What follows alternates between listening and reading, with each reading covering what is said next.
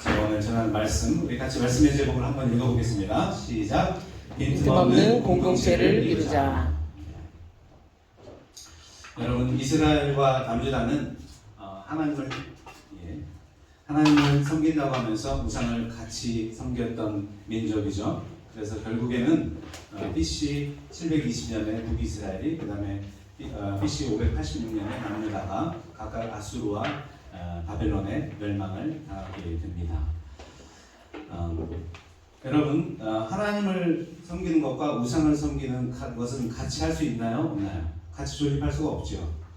하나님을 섬기거나 우상을 섬기거나, 내가 하나님을 섬기면서 우상을 섬길 수가 없고요, 내가 우상을 섬기면서 하나님을 섬길 수가 없는 것입니다. 예배를 드리면서 내가 내 마음의 우상과 나의 욕심과 그 첫자리를 아직도 하나님께 드리지 않았다면 그 사람은 하나님을 믿는 사람이라고 할 수가 없겠죠. 하나님도 섬기고 다른 우상도 섬기면은 그건 더 이상 기독교가 아닌 거예요.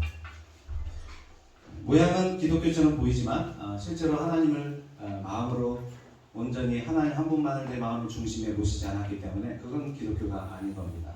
우리가 신천지를 기독교라고 하지는 않잖아요. 근데 직계가 되면은 기독교로 직계가 됩니다.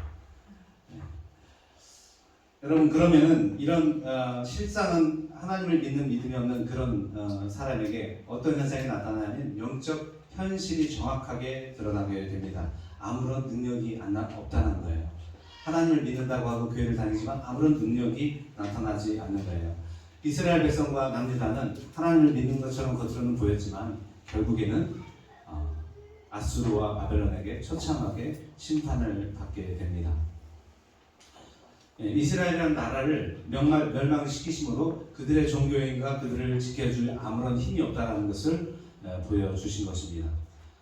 하나님께서 이방 민족에게 대대적으로 학살을 당하게 하시고요, 이스라엘 백성들 예루살렘 다 무너져 내리고 언어도 모르는 이방 나라에 노예로 끌려가는 그런 치욕을 당하게 하신 것입니다.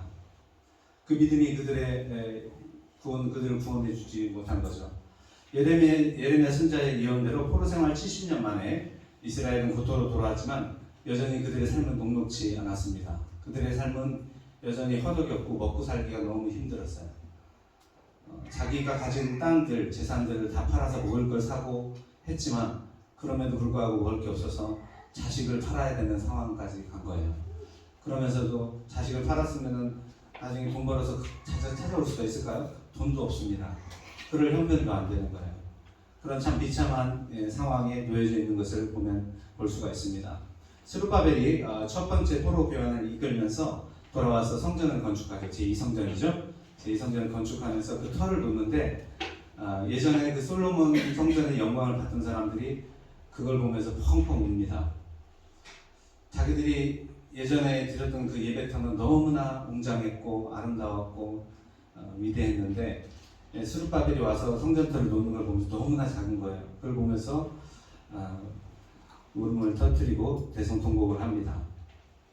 스룹바벨이 성전을 건축한 건요, BC 516년에 538년에 와가지고 516년에 해야 돼서 성전을 건축하게 됩니다. 그 후로 72년이 지납니다. 오늘 말씀 본문의 배경이 되는 느헤미야 시대 BC 444년 성전이 건축되고 한 72년 정도가 지난 시점에 느헤미야가 이제 3차 포로 귀환을 이끌어가는 내용입니다. 느헤미야는 당시 그 아닥사스다 왕의 페르시아 아닥사스다 왕의 술 맡은 관원이었어요. 영화 같은데 보면 술 맡은 관원이 이렇게 왕에다가 포도주를 따라주는 그런 장면들이 있잖아요. 오늘날로 말하면 대통령 비서실장도 좀 되는 아주 높은 직책이죠.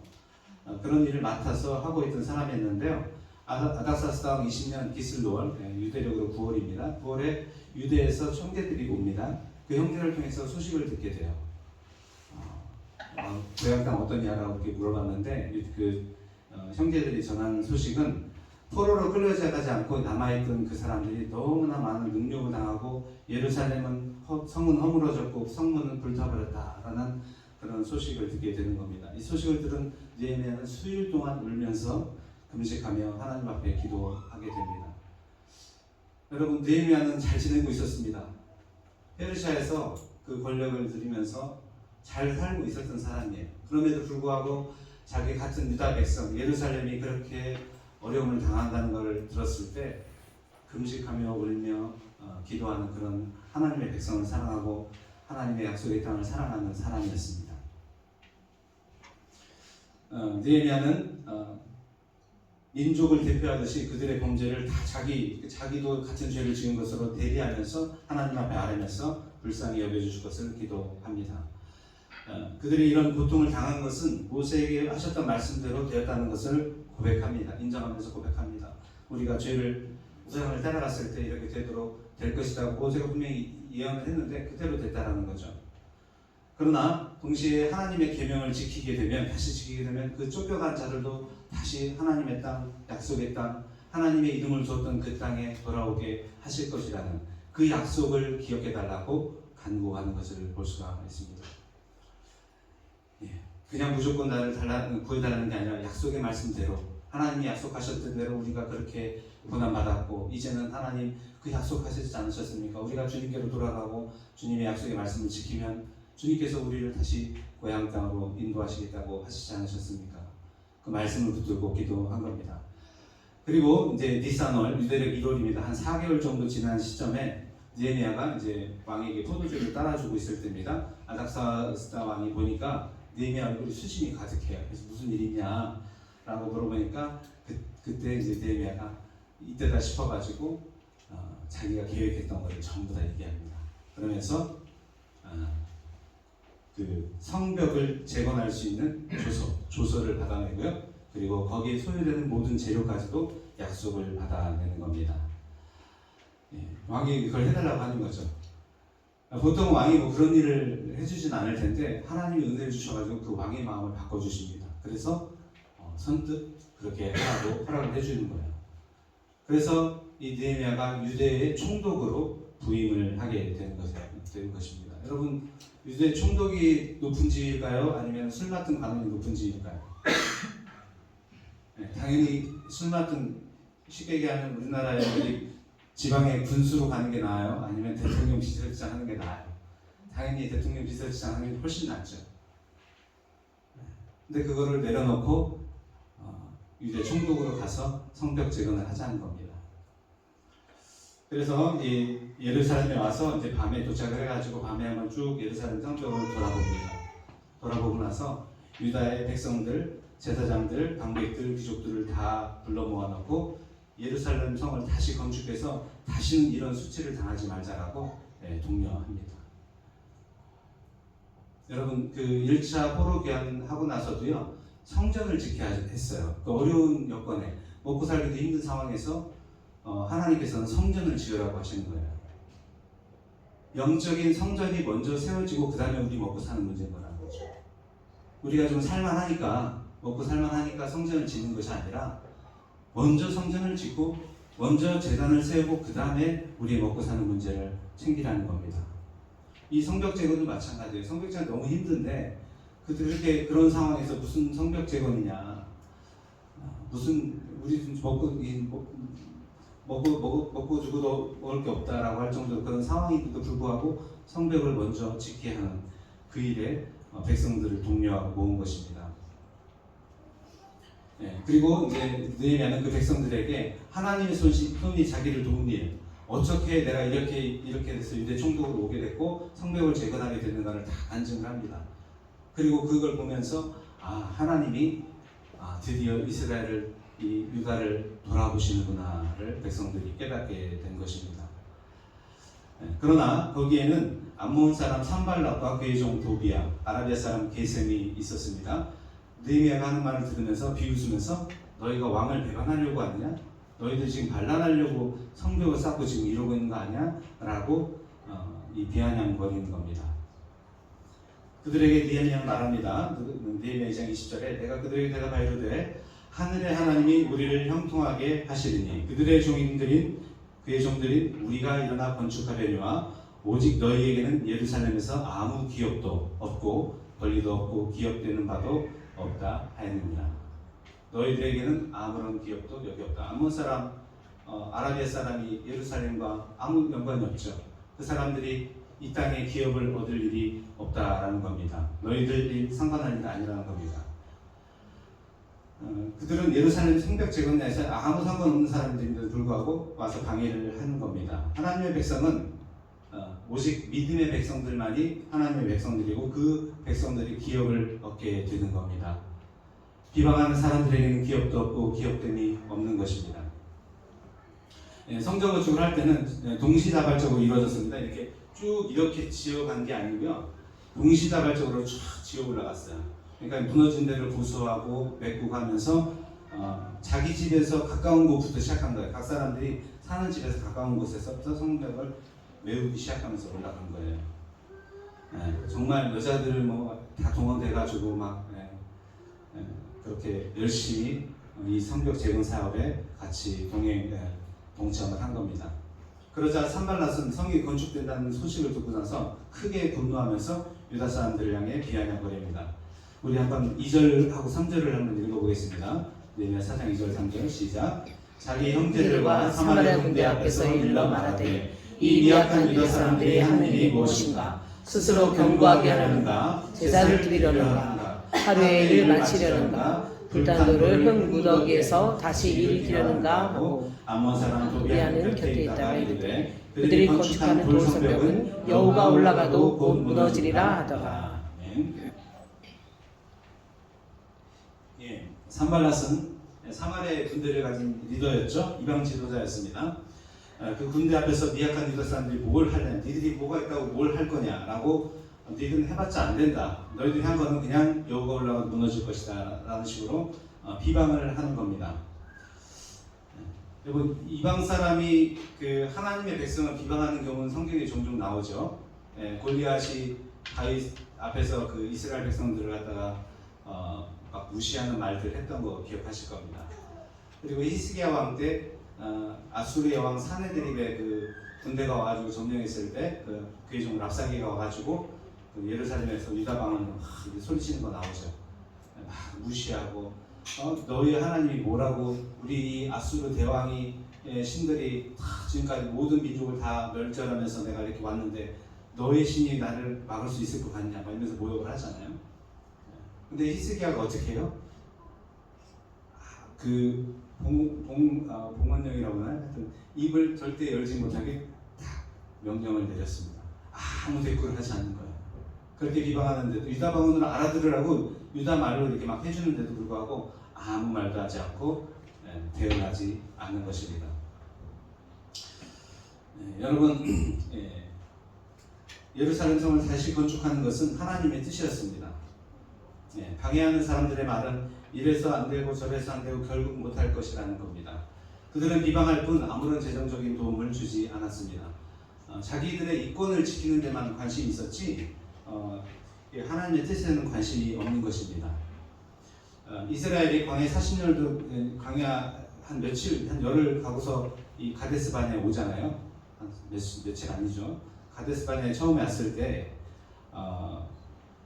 그 가데스 바네에 와서 이 12명의 뭐라고 하죠? 사자들이 곤돌 뭐죠? 제가 한국말 잘 생각이 안 나는데 그 가나안 땅을 정탐한 다음에 보고를 하잖아요. 10명은 부정적인 보고를 하고 갈렙과 여호수아만 이제 약속의 말씀을 붙들고 나갈 수 있다라고 하는데 이 10명의 그 부정적인 보고를 듣고 이스라엘 백성들이 완전히 부정적인 그 영에 사로잡히게 됩니다. 그래서 그날 밤새 울면서 모세와 그 여호수아를 막 대적하면서 죽이려고 하죠. 그러면서 우리는 절대 거기에 들어갈 수 없다. 이런 여러분 우리가 그런 부정적인 말 현실에 봤을 때 안 될 것 같으니까 그 부정성을 가지고 막 공격해오는 말들을 들었을 때 쉽지 않을 겁니다. 그 이스라엘 백성이 그 가나안 군대를 보면서 그렇게 강력한 군대를 갖다 이길 수 있다는 것도 믿기가 어렵고 그렇다고 해서 애굽에 돌아갈 수는 없잖아요. 애굽에 돌아간다고 받아줄 수도 없고 그럼 어떻게 해야 돼요? 가나안으로 갈 수도 없다고 생각되고 믿음이 없기 때문에 가나안으로 하나님께서 가는 게 뜻이고 하나님이 인도하셨는데 그걸 하지 못하는 그 믿음이 없는 상황에서는 이도 저도 못하는 상황이 되어버린다는 겁니다. 네, 여러분, 이 부정성과 원망의 말들, 이것들은 하나님의 진노를 일으킵니다. 그래서 그들은 40년간 광야를 헤매다가 거기서 죽게 되었습니다. 어둠의 부정성에 사로잡히면 여러 가지 팩트를 우리는 비틀어서 끼어서 자신의 부정성을 합리화하는 데 사용합니다. 결국 안 된다는 얘기가 결론이고요. 그리고 대안은 없습니다. 부정성에 매몰되었기 때문에 그렇습니다. 여러분, 아무 대책 없는 부정성은 사람을 죽이고 공동체를 파괴하는 그런 독이 됩니다. 그런 경우에는 거기에는 하나님의 뜻도 없고요, 우리가 믿음을 찾아볼 수가 없는 겁니다. 예루살렘 성을 재건하는 이 느헤미야에게 왜 재건할 수 없는지에 대한, 왜 재건할 수 없는지에 대해서 또 주목적으로 따지고 얘기할 수 있죠. 이거 니들 재건하면 나중에 이웃 종족들과 전쟁을 일어날 수 있다. 네가 이걸 함으로 인해서 오히려 문제를 일으킬 수 있다. 그냥 가만히 조용히 있으면 되는데 왜 그걸 해가지고 문제를 일으키고 분란을 일으키려고 하느냐. 그리고 너 그렇게 하면은 그거 페르시아 왕이 좋아하겠냐고 이렇게 얼마든지 그 이유를 댈 수가 있을 거예요. 밤새우면서 얘기할 수 있을 것입니다. 그러나 거기에는 답도 없고 하나님도 없는 거예요. 하나님은 믿음으로 가나안 땅을 정복하는 것, 그리고 믿음으로 성벽을 재건하는 것이 하나님의 뜻이었습니다. 그러면 나머지 상황은 다 하나님께 맡기면 되는 것입니다. 어떤 사람은 우리가 부정성에 사로잡혀가지고 얘기하는 걸 들어보면 아직 이루어지지 않은 상황에 대해서도 얘기할 수 있죠. 그냥 이렇게 해가지고 져가지고 문제가 되면 당신이 책임질 거냐? 이웃 나라가 문제 생기면 당신 책임질 거냐? 이렇게 따지는 거죠. 우리 책임 못 지죠. 책임질 수 없습니다. 그러나 여러분, 우리가 하지 않는 일에 대해서 하나님이 책임을 물으실까요? 그렇지 않죠. 하나님께서는 우리가 다만 믿음으로 순종하기를 원하십니다. 믿음이 없는 사람이 오히려 시끄러운 법이에요. 깡통이 늘어나죠. 겁먹은 개가 더 무섭게 막 짖습니다. 왜냐하면 두렵기 때문에. 그러나 느헤미야는 이런 비방하는 세력들과 싸우지 않고 하나님께 나아가 기도합니다. 우리 4절 5절을 같이 읽겠습니다. 4절 5절 시작. 우리 하나님이여 들으시옵소서. 우리가 업신여김을 당하나이다. 원하건대 그들이 욕하는 것을 자기들의 머리에 올리사 노략거리가 되어 이방에 사로잡히게 하시고 주 앞에서 그들의 악을 덮어두지 마시며 그들의 죄를 도발하지 마옵소서. 그들의 거룩한 자 앞에서 주를 노하시게 하였음이니이다 하고. 느헤미야는 사람과 싸우지 않았습니다. 하나님께 기도하며 억울함을 토로한 거예요. 하나님께서 그들을 벌하여 주시기를 기도하고 있는 겁니다. 왜냐하면 그들이 건축하는 자 앞에서 주를 노하시게 했기 때문입니다.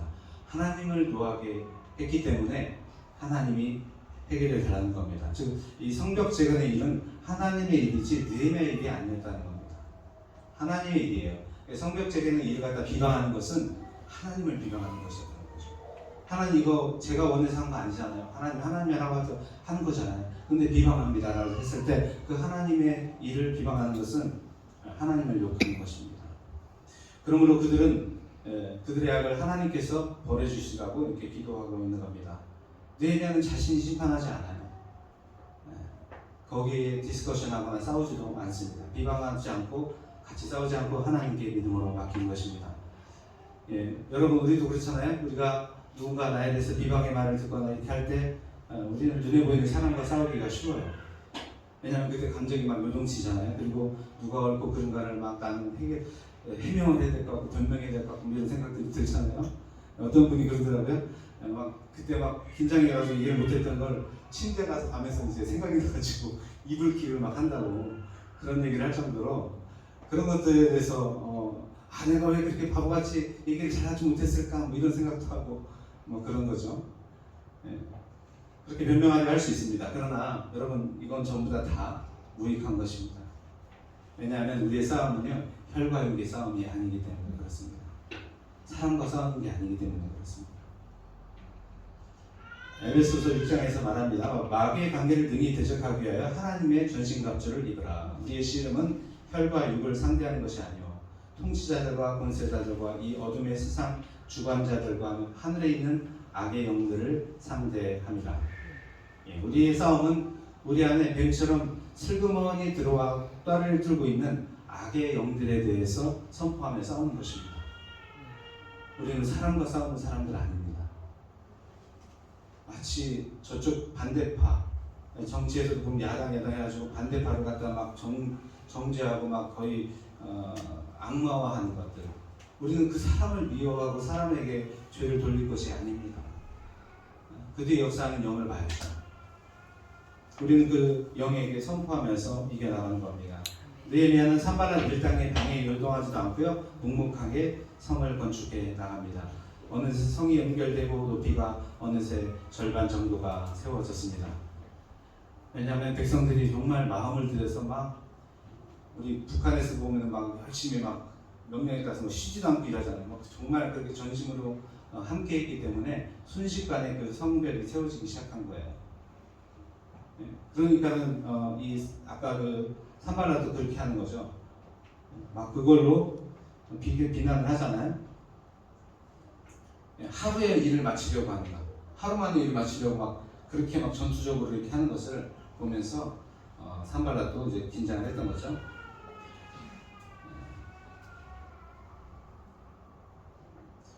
산발랏 일당은요, 그 원망과 불평을 하면서 여러 가지 그 이스라엘 가운데 틈을 벌리려고 노력을 많이 했습니다.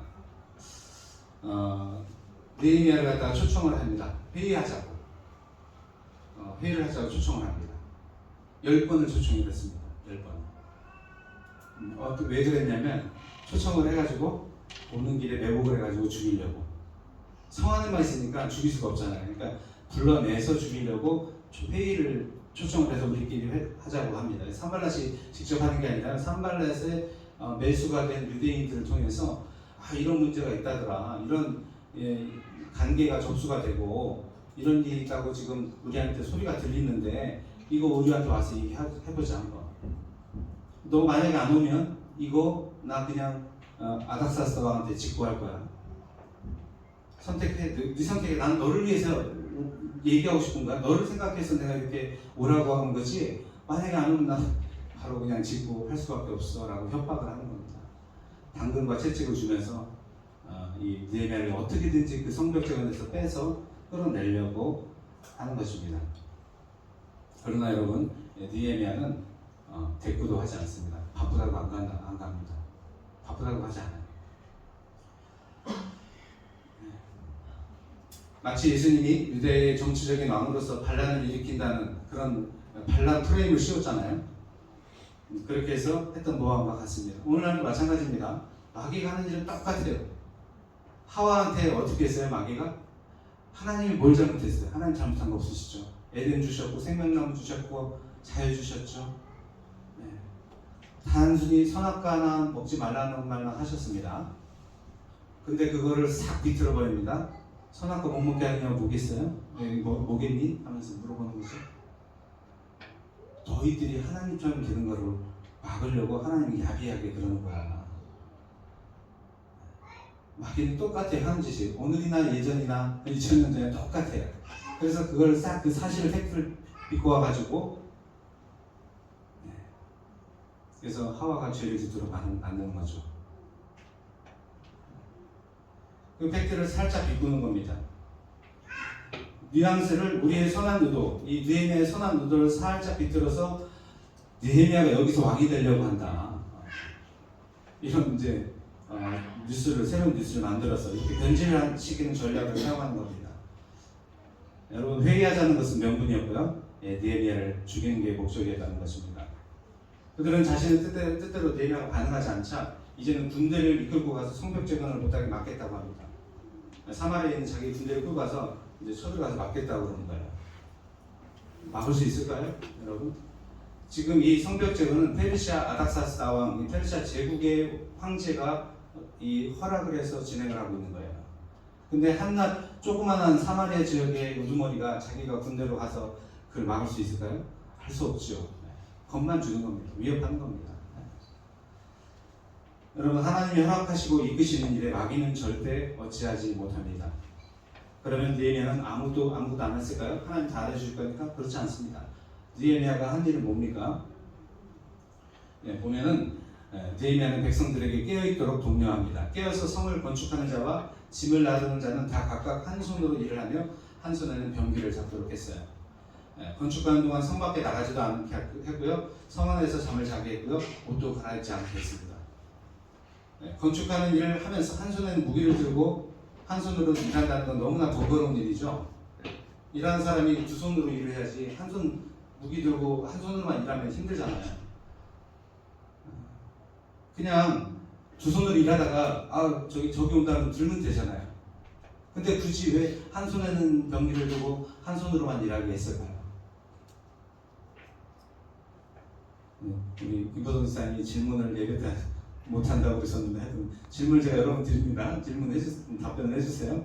만약에 왜 한 손으로만 일을 하게 했을까요? 한 손으로는 창을 들고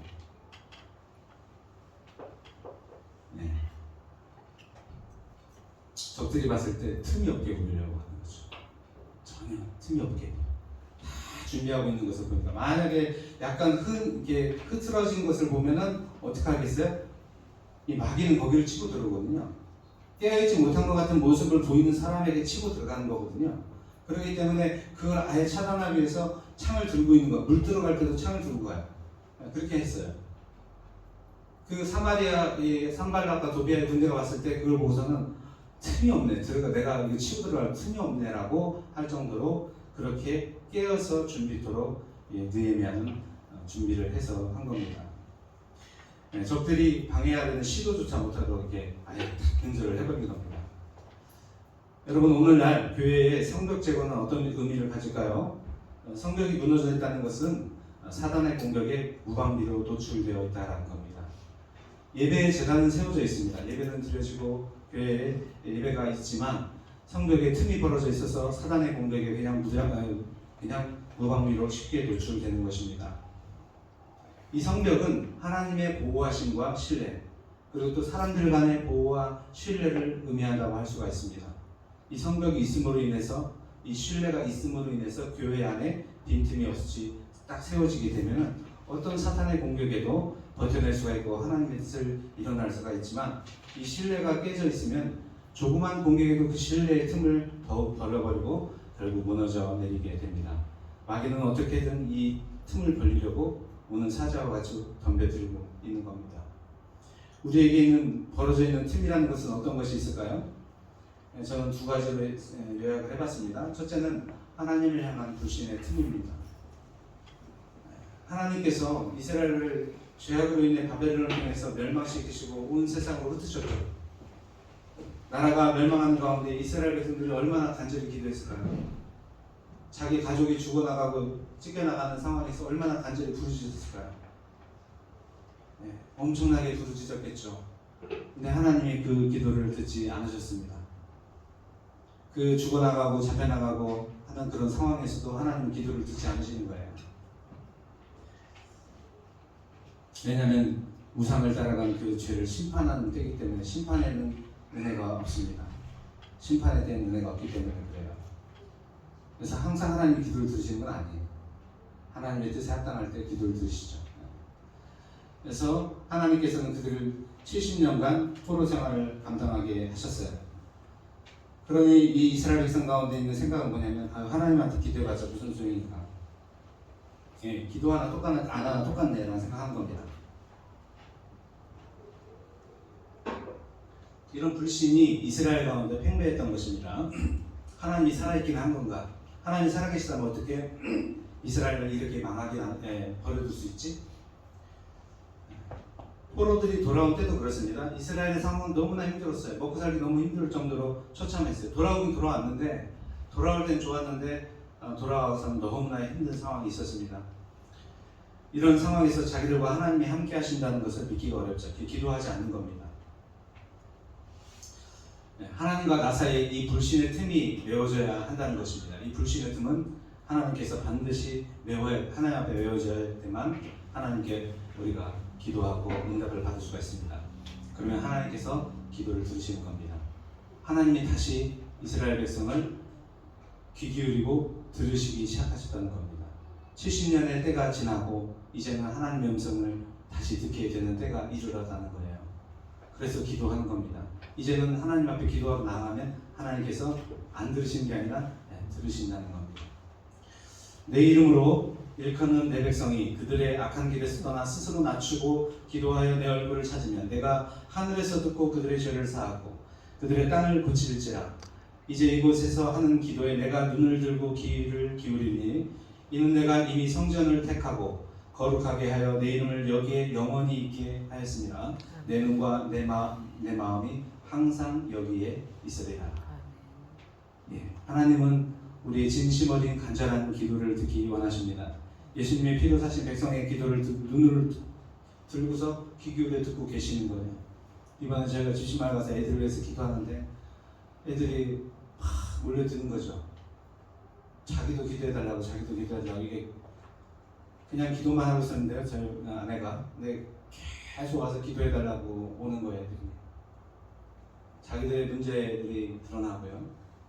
여러분 나중에 뭐 대화 나눌 일이 있겠지만 집시마을에서의 삶이 참 놀라운 그런 삶이에요. 근데 그런 가운데 상처들을 아이들이 여러분보다 훨씬 어린 애들이죠. 10대 애들인데 이미 유산의 경험이 있고 여러 가지 그런 어려운 문제들 갖다가 안고 와서 고백하고 회개하고 기도를 받는 겁니다. 진실되게 나오는 그 사람을 하나님께서 품어주시는 거예요. 정말 겸손하게 우리의 모습을 낮추고 기도하면 하나님께서 그의 얼굴을 비춰주시는 것입니다. 이 하나님을 향한 불신이 첫 번째였습니다. 그 틈이 메워져야 된다는 거고요. 둘째로 지도자 또는 사람 사이에 벌어진 틈입니다. 신뢰가 있어야 하나가 되어 사탄의 공격도 빈틈없이 대항할 수가 있습니다. 당시 산발랏과 대통한 유대인들은 계속해서 흔들어댑니다. 이 네헤미야를 흔들어대면서 10번이나 나와서 협상을 하자고 독촉했죠. 짐을 나르는 자들이 지쳤다, 힘들었다, 이제는 더 이상 못한다라는 얘기를 네헤미야 앞에서 하는 거예요. 힘을 빼는 겁니다. 성을 건축하지 못할 거라는 거죠. 내적으로 유대인들을 시켜가지고 막 공격하고 외적으로 군대 끌고 와서 막 죽이겠다라고 이렇게 협박을 하고 이렇게 하면서 느헤미야를 막 흔드는 거죠. 그럼에도 불구하고 백성들은 어떻게 해요? 느헤미야를 신뢰하고 함께하며 빈틈을 주지 않습니다. 만약에 우리가 서로 사랑함으로 하나가 되어서 빈틈을 없이 한다면 어떻겠습니까? 어떤 공격이나 어려운 낙담스러운 상황에서도 같이 헤쳐나갈 수 있는 방패를 얻게 되는 것입니다. 누구를 위해서? 하나님을 위해서. 하나님께서 이 하나님의 교회를 하나님의 뜻대로 이루어가시고 세우시기 원하시기 때문에 우리가 그 교회를 잘 지켜야죠. 빈틈없이. 사탄은 자꾸만 연약한 지체를 통해서 자꾸 깨닫지 못한 사람을 통해서 이 성벽의 틈을 만들려고 하지만 우리는 그거를 메꿔 나가야 되는 사람들입니다. 사랑으로. 우리가 살아가는 이 이방 땅에서 이 생명과도 같은 성벽을 지키는 것은 너무나 중요합니다. 사단은 우리를 때로는 두렵게 하고 피곤하게 하고 역사를 이루지 못하게 하고 모임을 이루지 못하게 하려고 합니다. 이런 상황에서 느헤미야는 하나님께 기도합니다. 이제 내 손을 힘있게 하옵소서. 내 손을 힘있게 해주시옵소서. 주님 힘이 듭니다. 내 손을 힘있게 해주세요. 내가 이걸 포기하지 않게 힘있게 해주세요 라고 기도하는 겁니다. 여러분 틈은 허물은요 자꾸 쑤셔든다고 나는 것이 아니죠. 자꾸 쑤셔든다고 나는 것이 아니라 약 바르고 싸매주면 자연히 낫는 것입니다. 세상이 참 복잡해 보여도 눈이 한번 쫙 거기를 덮으면 너무 아름답잖아요. 그 지저분한 것들이 다 가려지고 눈이 한번 쫙 오면은 아름답잖아요. 절경이 되잖아요. 마찬가지로 우리의 허물을 덮어주면은 거기에 아름답게 된 아름다운 신뢰가 생겨나는 것입니다. 그렇잖아요. 막 논리대로 따지고 이렇게 하는 것이 아니라 알면서도 잘못한 거 보이는데도 불구하고 덮어주는 사람, 그 사람에게 아름다운 신뢰가 생기잖아요. 그렇잖아요. 누구나 그럴 것입니다. 상처된 곳을 계속 쑤셔대면 아물지 못합니다. 지도자로 하여금 절망케 해서 의욕을 뺏어가고 성도 간의 불신을 조장합니다. 언제나 그랬듯이 그럴싸한 명분을 가지고 어떤 교수님이 강의 중에 이런 얘기를 했습니다. 이 물인데요. 이 컵을 들고서 이 컵의 무게가 얼마냐라고 물어봤습니다. 학생들에게. 얼마입니까? 그러니까 뭐 200g, 500g 뭐 이렇게 얘기하는 사람도 있었겠죠. 근데 틀렸다라는 거예요.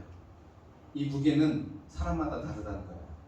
이 사람이 얼마나 이 컵을 오래 들고 있느냐에 따라서 무게는 다르다는 거예요. 어떤 사람은 이 상처를 아무렇지 않게 넘어갑니다. 별게 아닌 걸로 가벼운 거니까 넘어갑니다. 이 간단한 물 무게처럼 우리가 마시고 내려놓으면 아무 문제가 없죠. 근데 그 상처를 계속 붙들고 있는 것입니다. 계속 붙들고 있어요. 놓질 않아요. 그러면요, 이 무게는요, 어마어마한 무게로 다가옵니다.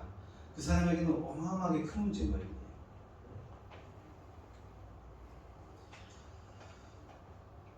틈을 벌리려고 비방하는 사람들에게는 기업이 없다고 선포하십니다.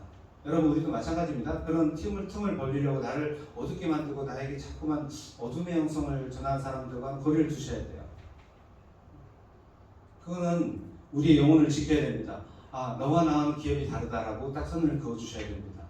그래야지 지켜지는 거예요, 내 마음이. 여러분, 그 원망과 불평에는 전염이 됩니다. 그 이스라엘 출애굽에서 다베랴에 갔을 때 이 이스라엘 백성 중에는 이스라엘 사람들만 있었던 게 아니라 다른 민족이 섞여서 나왔어요. 출애굽할 때. 근데 그 섞여 나온 민족 중에 그 사람이 고기 먹고 싶다는 거예요. 탐욕이 생겼다고 기록을 하고 있는데, 그래서 고기를 먹고 싶은데 고기 내놓으라는 거예요. 근데 그 얘기를 들은 이스라엘 백성들이 어떻게 했냐면 똑같이 그게 전염이 돼서 고기 내놓으라 이거예요. 이 만나, 난 지겹다, 이제 만나는 고기 내놔라라고 이렇게 원망을 하면서 막 뒤집어집니다. 그래서 결국에는 하나님의 심판을 받죠. 이 원망과 불평은 이렇게 전염이 됩니다. 그 중독에서 그렇잖아요. 우리가 뒷담화를 할 때 그 도파민이 확 올라간답니다.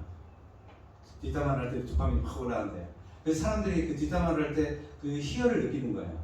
도파민이 확 올라가기 때문에. 그래서 중독이 되는 거죠. 그런 거를 하는 게 익숙해지고 좋아지는 거예요. 그 원망과 불평 그런 그런 전염되는 그런 특징이 있습니다. 그래서 우리가 비방하는 사람들과는 거리를 두는 것이 우리의 영적 건강을 위해서 좋습니다. 빈틈없는 동역이 이루어질 때 성벽 제거는 생각보다 훨씬 빨리 이루어집니다. 성벽 제거는 며칠 만에 이루어지는지 아세요? 52일 만에. 2달이 안 걸렸어요. 순식간에 이루어진 겁니다. 52일 만에 성벽 재건이 이루어지는 겁니다. 여러분, 우리가 마음만 먹고 마음만 같이 하면 순식간에 그 성벽은 이루어지고요. 순식간에 하나님의 일을 감당할 수 있는 준비가 되어지는 것입니다. 느헤미야는요, 12년간 유다 총독으로 업무를 감당했습니다. 녹을 얼마나 감당했을까요? 녹은 하나도 받지 않았습니다. 12년간. 먹을 것만 제공받았습니다. 백성들의 부역이 무거운 걸 알았기 때문에 자신의 녹을 받지를 않은 거예요. 12년간 무려. 내일도 사람이죠. 몇 달은 뭐 포기한다 하지만 12년간 봉사를 하면 쉽진 않은 거잖아요. 그런데 그 백성들, 만약에 자기가 녹을 받으면 그걸 백성들이 감당해가는 거 아니까. 먹고 죽을 것 없는 그런 사람들한테 그걸 요구할 수 없기 때문에 12년간 유다 총독으로 있으면서 녹을 받지 않아요. 그리고 그 일이 다 마치고 나서는 자기는 다시 페르시아로 돌아갑니다. 지도자로서 백성들이 없는 상황에서 그렇게 애쓰는 것을 보고 자신의 녹을 받지 않은 것입니다. 이런 느헤미야가 자신의 출세를 위해서 이런 일을 벌이는 것이 아니었다는 것을 백성들도 알았던 거죠. 성벽 재건을 왜 했는지, 자기가 거기서 왕이 되려는 것도 아니었고 어떻게 시작했는지 백성들도 다 알았습니다. 그래서 그를 더욱 신뢰하고 어려운 형편에서도 한 마음으로 기꺼이 기쁨으로 성벽 재건에 함께했던 것입니다. 여러분, 우리가 지도자에 대한 신뢰가 있을 때 우리 사람에 대한 각각의 신뢰, 갈라지거나 이런 틈을 메꿔주는 그런 신뢰가 있을 때 사단의 교격을 막고 우리가 헤쳐 나갈 수가 있습니다. 여러분에게 그 두 가지 신뢰, 하나님께 대한 신뢰, 또 지도자와 성도들 간의 그 신뢰를 회복할 때 빈틈없는 공동체가 형성이 되는 것입니다. 이런 공동체에는 마귀도 아무런 해를 끼치지 못합니다. 우리 안에 하나님의 신뢰가 회복되고 서로에 대한 신뢰가 회복되고 틈이 메어져 빈틈없는 하나님의 교회로 세워지기를 주님의 이름으로 축복합니다. 아멘. 기도하시겠습니다. 하나님 아버지 감사합니다. 하나님 주님의 백성들을 향한 느헤미야의 그 뜨거운 마음을 주님께서 축복하셔서 유대 총독으로 보내시고 성벽을 재건하고 성을 재건하게 하시는 애 주님 오늘 말씀을 통해서 배웁니다. 하나님 우리에게 뜨거운 마음이 있게 해주시고 하나님의 거룩한 교회를 세우는 일에 우리의 마음이 뜨거워지게 해주시고 우리 안에 어떤 필요 없는 비방이나 모욕들 이런 것들은 주님 다 주님 우리가 쳐내게 하시고 우리가 정말 깨끗하고 정결한 마음으로 한 공동체가 되어서 틈이 없이 견고한 공동체가 되어서 하나님의 일을 감당하는 그런 아름다운 교회가 되게 해 주시옵소서. 아멘. 하나님 우리는 연약합니다. 우리는 때로는 지혜가 부족하고 우리는 우리의 감정을 잘 조절하지 못할 때가 있습니다. 하나님 우리를 불쌍히 여겨주셔서 하나님 주님의 보호하심으로 우리를 쌓아주시고 성령의 두루마기로 우리를 덮어주셔서 우리의 연약함을 감당해 주시고 우리가 그런 생각들과 그런 영에 휩쓸리지 않게 하여 주시옵소서. 우리를 지켜보아 주시고 아버지 하나님 느헤미야가 하나가 되어서 성벽을 재건했던 것처럼 우리 교회에 성벽이 재건되는 은혜가 있게 하여 주시옵소서. 예수님의 이름으로 기도합니다. 아멘. 아멘. 이 시간 일어나셔서 찬송가 별단 찬양 들으시겠습니다.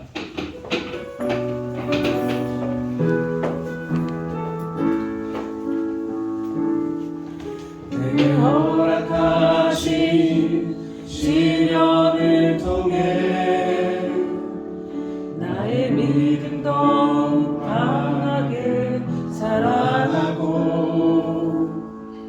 험한 삶과 골짜기 지나는 동안 주께 더 가까이 나를 이끄시네. 내가 겪는 시험이 어렵고 힘겨워도 내 주님보다 크지 않네. 내 앞에 바다가 갈라지지 않으며 주가 나로 바다 위 걷게 하리. 나는 믿네. 주의 능력으로 내 삶 새롭게 되리. 나는 믿네. 주의 능력으로 담대히 나아가리라. 주와 함께 싸워 승리하리라. 날마다 믿음으로 나 살아가리. 나는 믿네. 나는 믿네. 주의 능력으로 내 삶 새롭게 되리. 나는 믿네. 주의 능력으로 담대히 나가리라. 주와 함께 싸워 승리하리라. 날마다 믿음으로 나 살아가리. 하나님